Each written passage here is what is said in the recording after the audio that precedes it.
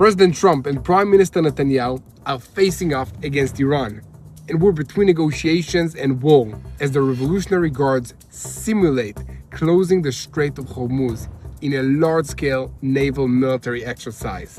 The American response includes maneuvers by the American strike group off the coast of Iran as the United States Navy continues to deploy assets to the region and increases pressure on Tehran.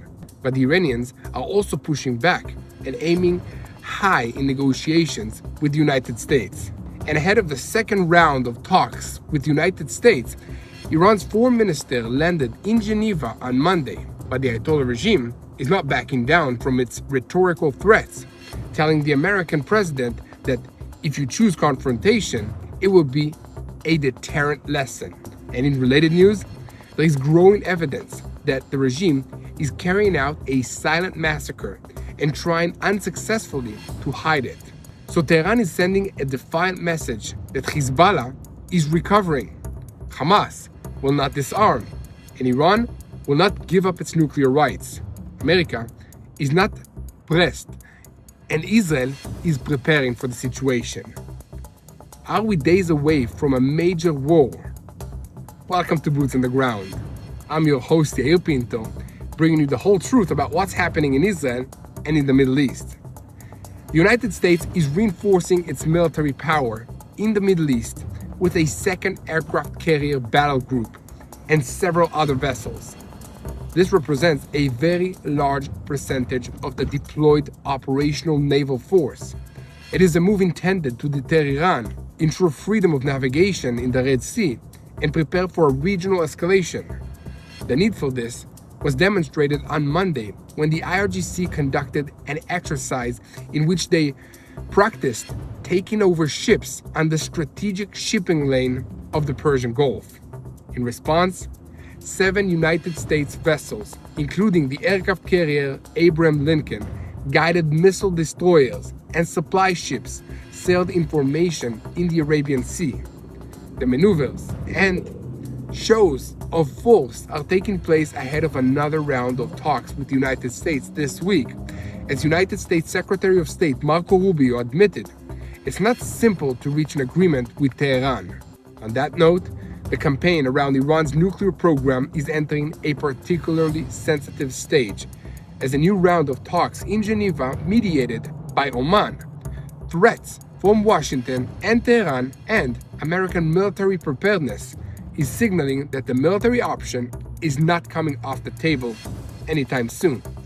Iran's foreign minister, Arakshi, met with the Director General of the IAEA, the International Atomic Energy Agency, and warned on X, "We will not surrender to threats."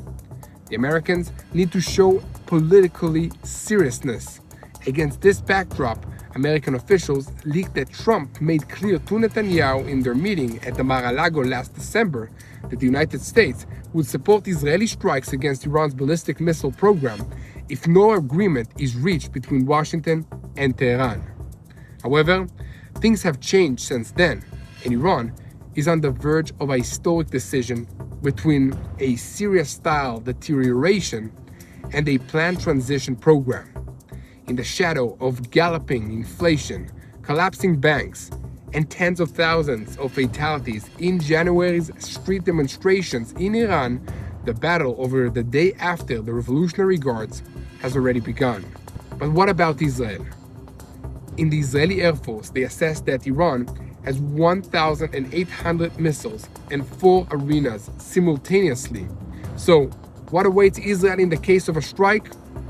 We will take a closer look. And meanwhile, in response to Hamas's ceasefire violations in the Gaza Strip, the IDF eliminated several terrorists this week.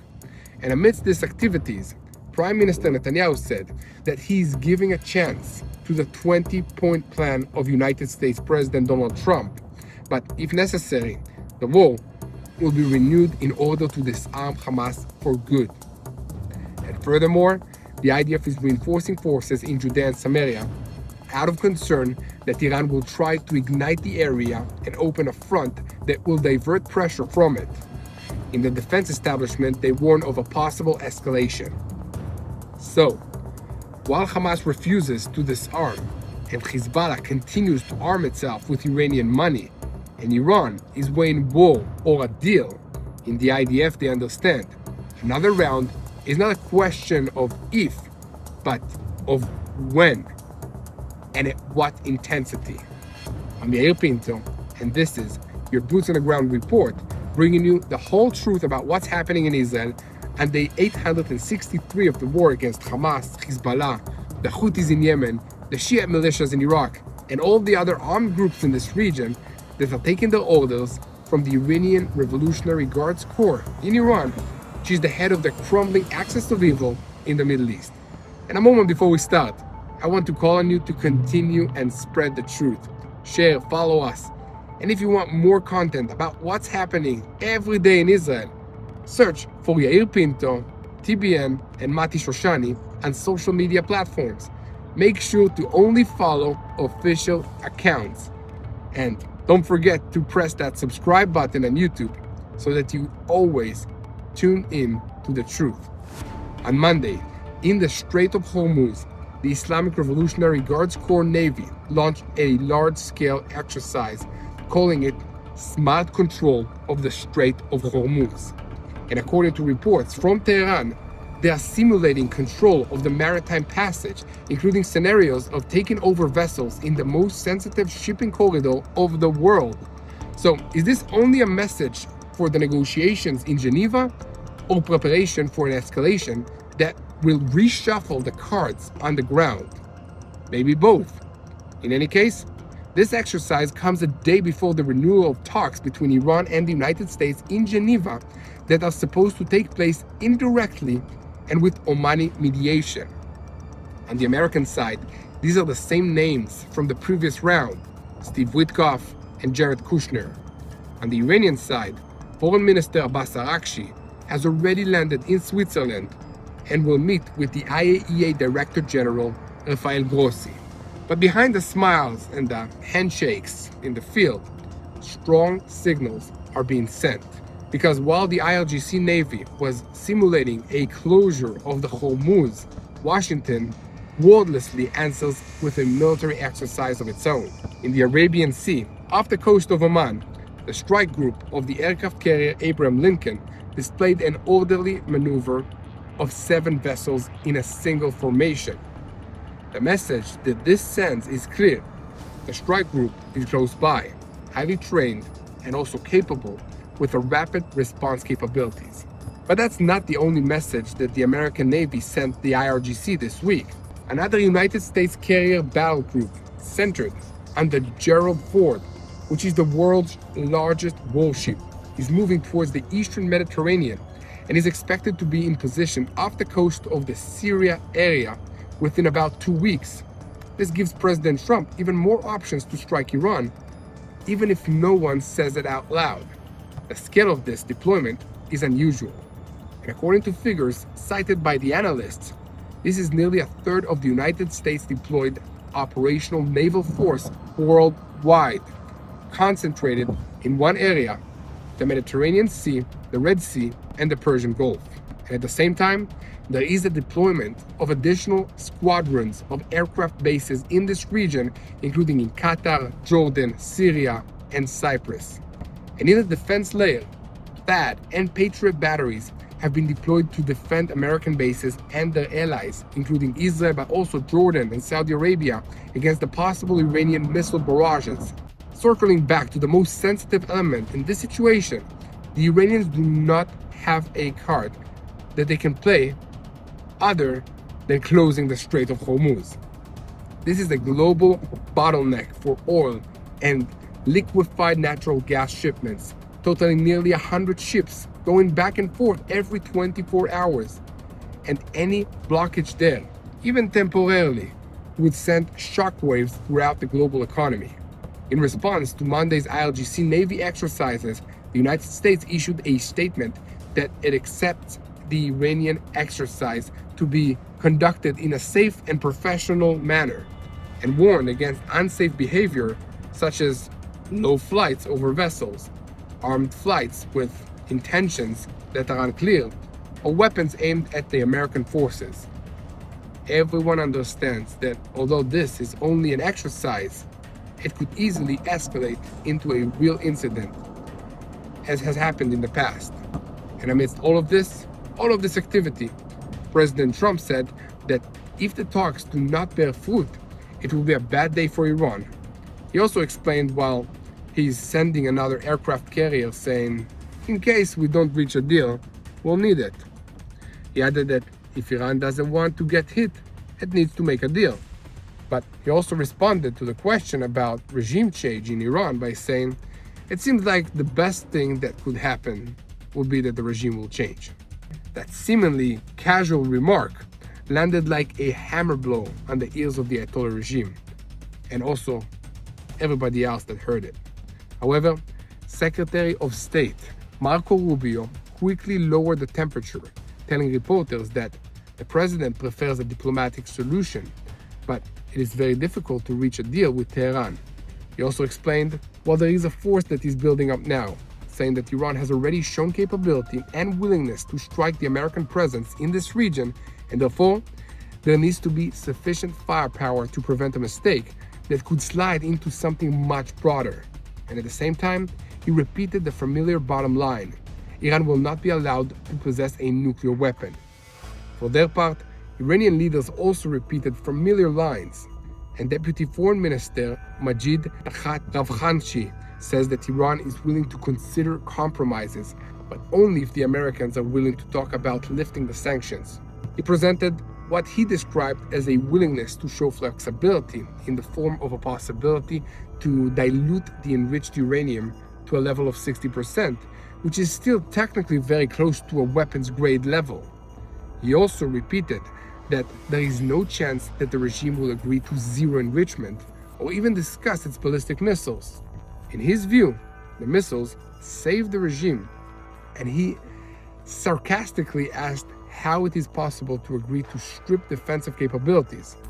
Regarding the stockpile of enriched uranium estimated at more than 400 kilograms, he said it is too early to determine what will happen next.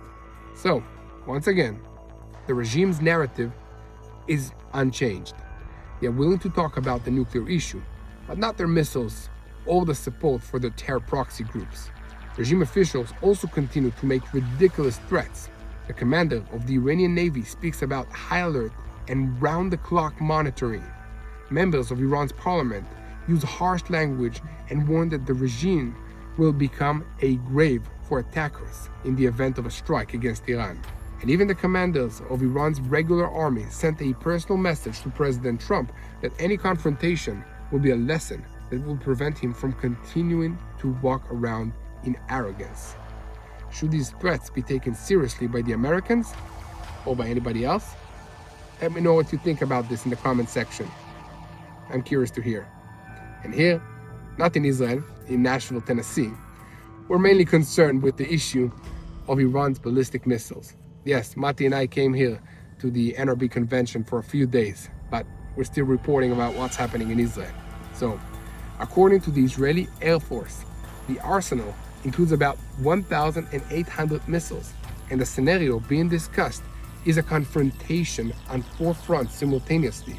There is also another significant factor, a media report that Trump made clear to Netanyahu already in December in their meeting at the Mar-a-Lago that the United States would support Israel with strikes against the ballistic missile program if no agreement is reached. Since then, according to the same report, internal discussions have been taking place in the United States about how to help. This might include aerial refueling aircrafts and obtaining overflight approvals in countries along the route.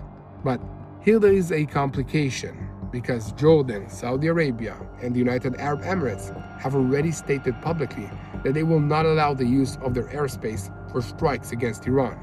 And meanwhile, there is a report about American efforts to reduce Iranian oil exports to China, which is a major source for income for the regime in Iran, despite giving Chinese customers a huge discount on the globally traded price per barrel. And while all of this pressure is coming on the regime from the outside, pressure from its own population is also boiling up from within. Reliable reports speak of hundreds of protesters who were sentenced to death in the last 2 weeks alone in an online fast-track trials with almost no possibility of defense. There's also a claim that families of more than 3,000 detainees received notices of their relatives' demise, and some were required to pay a ransom to receive the remains for burial. This is on top of the thousands who were unalive during the protests in January, including many who were summarily executed in custody after being arrested. And regime officials have denied all of this. But the evidence that they are lying is undeniable. Videos of street protests continue to leak out of Iran, showing protesters burning symbols of the regime, including banks and headquarters of the besieged. You hear calls in the streets, a sense of abandonment, and also you hear protesters talking about expecting American assistance that did not come, and a feeling that they were betrayed. While there are also reports that many injured people avoided going to hospitals out of fear they would be arrested or worse. And meanwhile, Iran's economy is still in ruins. It's still facing water shortages and terrible air quality, and its currency is still worthless. So, with all of that going on, Iran's diplomats arrived in Geneva facing pressures at sea, in the air, at home, and online, while time is running out and the American diplomats repeat that they must either agree to a deal or face overwhelming forces. This week, we could see events overtaking the diplomats as we are one mistake away from an explosion. I'm Yair Pinto, and I'm bringing you the whole truth about what's happening in the Middle East. And if you want more information, make sure to hit that subscribe button or search for TBN on social media, Yair Pinto, Mati Shoshani, but only follow official accounts and become ambassadors of the truth. Share this content with as many people as possible and pray. And speaking of sharing, I want to speak to you about just a moment about an opportunity to take part in something that is rooted deep in the land and in the heart. We are relaunching the Rebuild Israel campaign. It continues. We're bringing life back to Israel's north. Along Israel's northern border, an era marked by war, by displacement, and by loss. We are planting an apple orchard, not as a symbol for a single moment, but as part of a long-term commitment to rebuild what was damaged. This orchard is more than just agriculture. It creates jobs for local families, and it helps communities return and rebuild, sending a clear message to the people of Israel: you are not alone. When you donate, you are not just giving, you are rebuilding. Your support puts trees on the ground, restores the livelihoods of people, and transforms the land that was scarred by war into a land that grows again. This is how renewal takes root and Israel rebuilds after war. Join us in restoring the north and strengthening the future of the land of Israel. Go now to tbn.org/rebuild Israel or call 800-804-7895. That's Rebuild Israel at tbn.org/rebuild Israel. Rebuild the land, restore hope, bless the future. And now we are switching our focus to the Gaza Strip because the Air Force operated there over the last 24 hours and eliminated several terrorists after they violated the ceasefire agreement.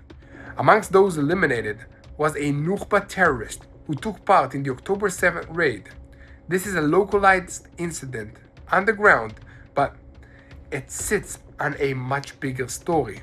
The question now is sharp. Are we on the way to a real disarmament of Hamas, or to another round of war, struggle, broader, and also more decisive against the terrorist organization? And in the background, all eyes are still on Iran, and regional tension is at its all-time peak. But within this noise, Hamas is quietly trying to build time in order to avoid disarming and giving up its weapons, and otherwise retain the ability to make a comeback in the future. In Jerusalem, they say this time it won't end with words alone. Cabinet Secretary Yossi Fox set a clear deadline. Within 60 days, Hamas must disarm of all its weapons, including rifles. But if that doesn't happen, IDF soldiers will have to make sure it happens. This is not a hinted threat, but sharp warnings and a defined objective as the clock starts running out. If the defense establishment is stating that they also see a broader picture coming up, that Hamas is trying to rearm, and Hamas, according to the understandings in Israel, does not want to disarm at all because it is counting on the big regional picture to distract everybody. But Israeli officials say, forget all of that. There is no confusion here, and the deal is simple. Hamas disarms, or we'll see a return to intense war in the Gaza Strip. And at the same time, Prime Minister Benjamin Netanyahu explained publicly why Israel cannot allow itself to settle for quiet. Hamas still has the tunnels in the Gaza Strip, although the Prime Minister said that the IDF destroyed about 50 kilometers worth of tunnels, but we need to complete the job. This is necessary so Hamas cannot hide weapons, laboratories, stockpiles of ammunition. Then, Netanyahu added the sentence that defines the period. He's giving a chance to an agreement, to the 20-point plan of the United States President Donald Trump. But, if necessary, the war will be renewed in order to disarm Hamas. This means full demilitarization, not only a ceasefire, but a reality in which there are no weapons, no terror infrastructures, and no ability to attack Israel again in a year or in 2 years. He added that Israel knows the cost of war. We hope this will be achieved the easy way. But this goal must be achieved one way or another. And meanwhile, the American side a message arrived that connects exactly to this point. President Trump wrote ahead of the convening of the Peace Council that he intends to announce an investment of $5 billion of humanitarian efforts and the rehabilitation of Gaza. He also spoke about a large international stabilization force and about a local policing force of police in Gaza. And in the same breath, he declared that Hamas must fulfill its commitments to full and immediate disarmament. Furthermore, within this international effort, countries are already signaling that they want a part. Italy announced recently that it is ready to train a new police force in Gaza, and also it is ready to be an observer in Trump's Peace Council initiative. From Israel's perspective, this is an indication that the discussion about the day after is already happening as we speak, but it depends on one condition: Hamas without weapons. And now, after the eliminations on the ground and the political deadline, the message also reaches Hamas and the whole region. Time is up. In 60 days, we will know whether Hamas truly disarms or whether the IDF returns to Gaza at full intensity to close the story for good. And I, Yair Pinto, will be here to report to you from the ground and to bring you what's really happening in Israel. So keep spreading the truth, share, follow us, and most importantly, do not forget to hit that subscribe button so that you never miss another episode of Boots on the Ground. And speaking of boots on the ground, Commando Brigade soldiers have been operating in recent days in Judea and Samaria in intensive arrest activities against inciters and against those about whom there is information that they intend to carry out a terrorist attack against Israel. At the same time, in the IDF, they are reinforcing the Judea and Samaria division with additional forces, sending a clear message that we are entering a very sensitive period. Why now? And what is the risk? It's because the Muslim holy month of Ramadan is approaching, and Iran is looking for the ignition point that will set the arena ablaze at the most explosive time. In the IDF and in the defense establishment, they warn Iran could try to ignite Judea and Samaria under the cover of the Ramadan month, create a front that will keep the IDF busy, draw global attention, and distract attention away from the discourse around Iran. In the military, they say that the month of Ramadan this year could be a challenging and different compared to all the last 2 years because of the variety of factors. The IDF is preparing for all scenarios, from a lone attacker who carries out a ramming or a stabbing attack to organized preparations for major attacks. And in the defense establishments, they also point to another friction point, as today there are dozens of terrorists at large in the area, including many who were released in exchange for Israeli hostages that are held in the Gaza Strip over the last 2 years. And at the same time, on the Palestinian street, there is also an expectation that Israel will open crossings and allocate work permits after more than 2 years of closure. On that note, it's important to understand that many Palestinians are living with great economic distress, as well as pressure that is caused by tense waiting that is felt both in Gaza and in the Iranian arena, which could affect the streets. A military source noted that Hamas in Gaza is trying to encourage the Palestinian street in Judea and Samaria to act.